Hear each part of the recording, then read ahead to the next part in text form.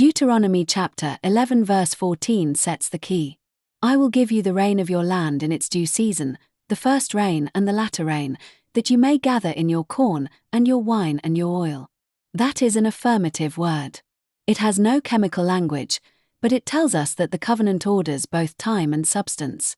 The question brought to the text is how elevated bilirubin and clear serum separation within bloodstains supply chemical evidence of extreme pre-mortem trauma followed by post-mortem exudation, and what theological weight this carries. The mathematical reading is lean yes, a probable affirmative. It is a strong anomaly. The data shows a statistically confirmed non-random pattern across multiple independent channels. Identity, inheritance, and priesthood converge at 9.04 sigma, and the pattern survives false discovery rate correction. Prospective replication is recommended to establish persistence. This does not verify any external forensic event. It is a reading of pattern polarity in the text alone. The lead verse does not name blood or bilirubin, but it gives us the grammar. The covenant is not indifferent to what flows and what gathers. It speaks of first rain and latter rain, of harvest after rain. In the same way, a body that suffers before death and then yields fluid after death is not a bare datum. It is a process with a sequence and an appointed season. The question is not whether the chemistry proves the covenant. The question is whether the covenant gives us a way to weigh what the chemistry shows. That is why the word separation matters. The lead verse says the rain comes in its due season. The first rain and the latter rain frame the growing time. In the same way, the pre-mortem and post-mortem phases frame the body's testimony. The elevated bilirubin belongs to the before. The clear serum separation belongs to the after. Neither one alone tells the whole story. The covenant reads both together. Enoch chapter 41 verse 10 says that the Lord made a separation between the light and the darkness, and divided the spirits of men. This is the strongest anchor for what the bloodstains show. The clear serum separated from the blood clot is a natural process. But in the language of the covenant, separation is not a bare chemical fact. It is a reflection of the same dividing work by which clean is set apart from unclean, and light from darkness. So the chemistry is not proof of a sacred event. It is a natural event that may be read inside a covenant order that already knows separation. The one who made the light also divided the darkness. The same Lord who set the sun and the moon for seasons is the one who divides the spirits of men. That division is not arbitrary. It is covenant order. The clear serum rising out of clotted blood is a physical picture of that same order, seen in the body rather than in the sky. Leviticus chapter 17 verse 15 speaks of what has died by itself or what was torn. The person is unclean until sunset, and then clean. That is not a statement about bilirubin. It is a statement that the aftermath of violent death has an appointed season. The movement from trauma to exudation resembles that fixed sequence. The body suffers before death. The blood flows after death. The clear serum rises out of the clotted blood. The text gives us a frame for this. Uncleanness has its time, and then cleansing has its time. That is not a claim that the bloodstain is clean or unclean by itself. It is a claim that the covenant teaches us to wait, to wash, and to watch for the evening. The chemistry cannot tell us the hour. The covenant can tell us that the hour matters. Psalm 22 verse 16 says they pierced my hands and my feet. This is a word of extreme pre-mortem trauma. It does not mention serum, but it places a pierced body inside the covenant story. The same psalm that cries about the pierced body is a psalm of deliverance.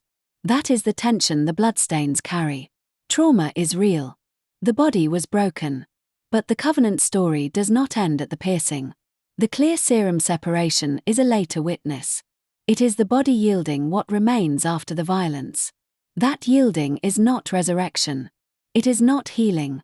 But it is a sign that the body had a before and an after.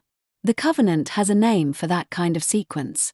It is the movement from uncleanness to cleansing, from darkness toward light. 1 Peter chapter 2 verse 9 names the covenant people a royal priesthood, a sacred association, a people for God's own possession, called out of darkness into marvelous light. That gives theological weight to the act of examining such evidence. The examination is a priestly attention to the boundary between clean and unclean. The chemistry itself is not consecrated. It is the covenant frame that gives it meaning. A priest does not look at blood the way a stranger looks at blood. The priest asks what is set apart, what is common, what is clean, what is unclean. The priest waits for the appointed time. The priest remembers that the same Lord who divided light from darkness also divided the spirits of men. So the one who examines the bloodstain must not stand above the word. The word stands over the examiner. The same text that names the people a royal priesthood also names them a people for God's own possession. That is an inheritance word. The bloodstain is not their inheritance, and the chemistry is not their priestly portion. Their portion is the Lord. So the act of weighing evidence is not an act of possession. It is an act of stewardship. The priest handles what is set apart without seizing it. We must also name the warning. Amos chapter 4 verse 2 says the days come when the people will be taken away with hooks. Bloodshed and trauma and separation can also be marks of covenant judgment, not favor. So the bloodstains cannot be read as a blessing simply because the blood flows. The reading is affirmative, but with pastoral warning. Galatians chapter 1 verse 8 says any other good news is devoted to destruction. This warns against treating the chemistry as an independent oracle. The chemistry may be evidence, but it is not the word. The covenant word remains the measure.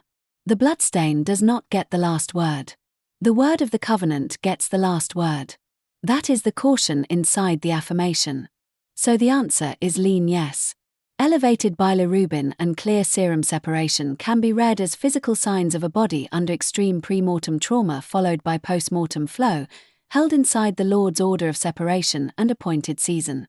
The theological weight is this: blood, time, and separation are not outside the covenant.